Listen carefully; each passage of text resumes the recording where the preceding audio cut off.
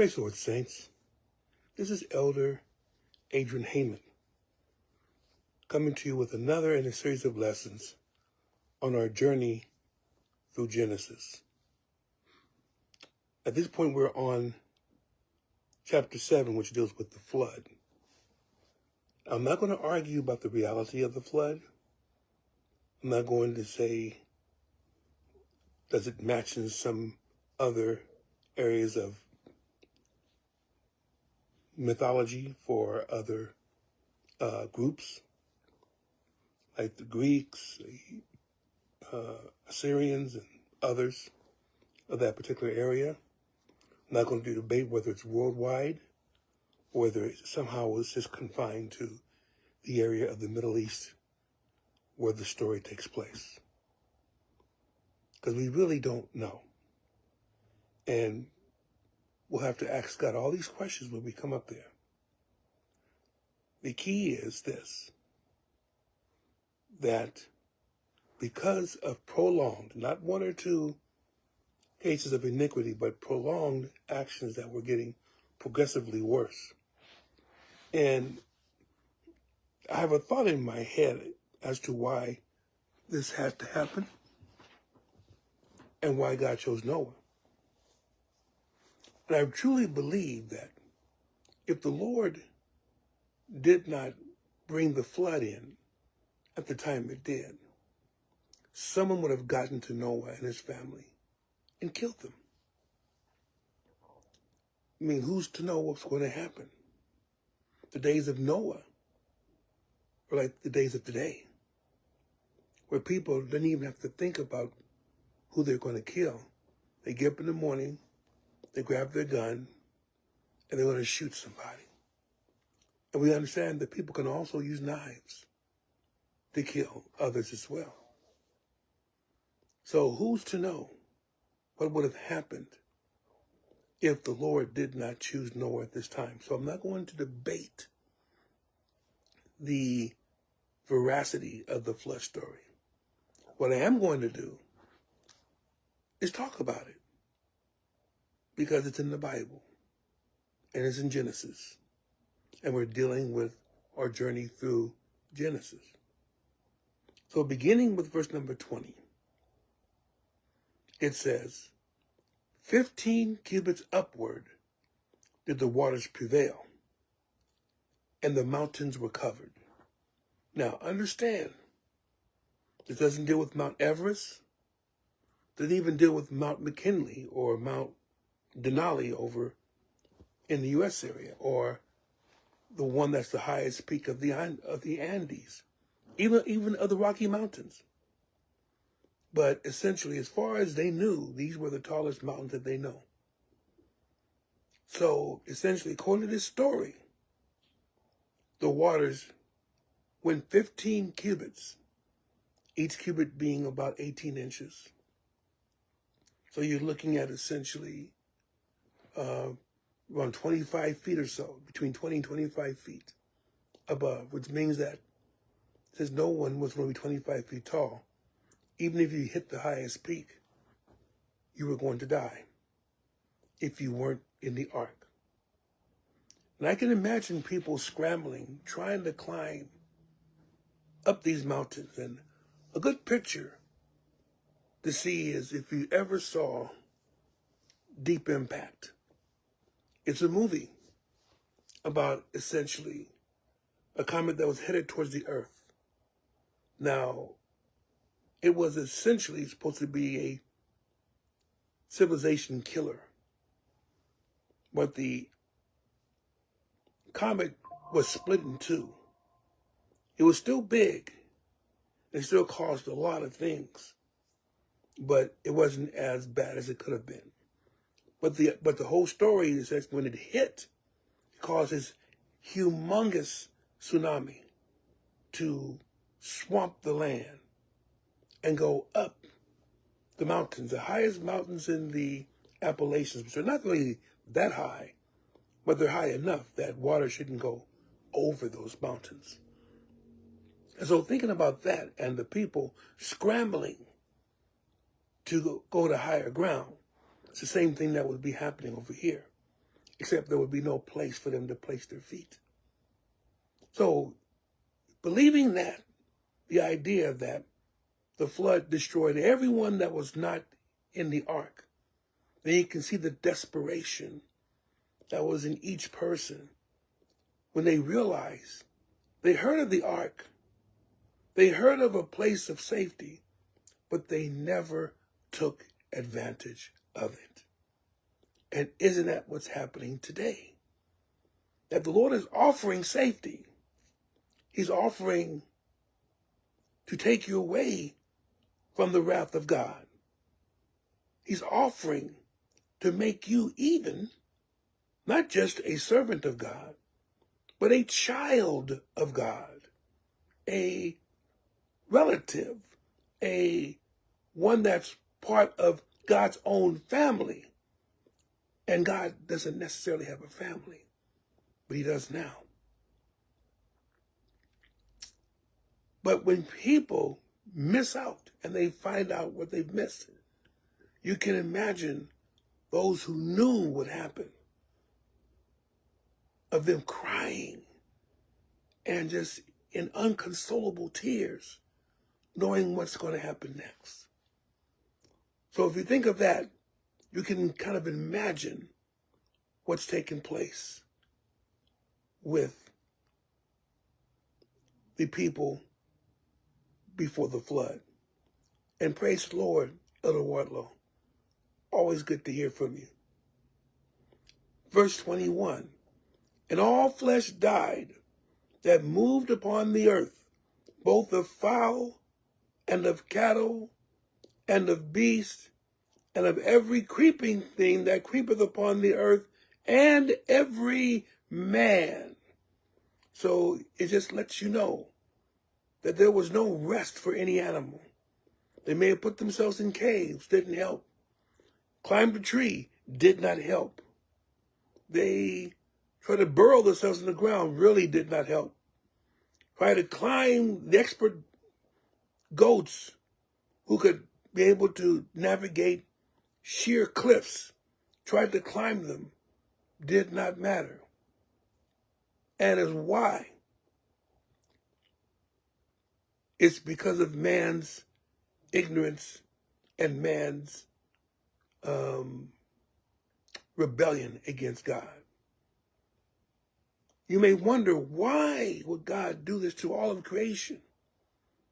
Understand, man was supposed to tend it. Man was supposed to understand it. But he spent his time pursuing selfish exploits instead of being in the will of God. Verse 22, all in whose nostrils was the breath of life, of all that was in the dry land, died. So the account of Genesis here is just to accentuate that nothing else lived. Everything outside the ark was doomed to destruction, with the only exception being those that lived in the waters, the fish, the whales, the sharks, the sea anemones, the urchins, the shrimp. From small to great, those are the ones that were left untouched. And to be honest, if this is all fresh water, many of them probably or possibly, even though the Bible doesn't say anything about it, but possibly many of them died too, because their bodies had gotten used to the saltiness of the water. And to add the freshness of the water coming from the deep, coming from the windows of heaven, and coming from the skies themselves. In other words, there was no hiding place. There was no hiding place. And when time for judgment comes again, there will be no hiding place. And it will be our responsibility of how the world is destroyed. Because we're the ones who rebelled against God. We're the ones who are messing up the economy or the ecology of the earth. We are the ones who are destroying animal species by species by species. So we're the ones to bear the responsibility of the earth changing in unmistakable ways. But in such will involve the loss of billions of lives. That's another thing too. More than likely, the population of the earth at the time may not have went past 1 million. Maybe. We don't know for sure. No one ever counted. But even 1 million was actually quite a bit. But we are now pushing towards 9 billion people we've passed the 8 billion mark.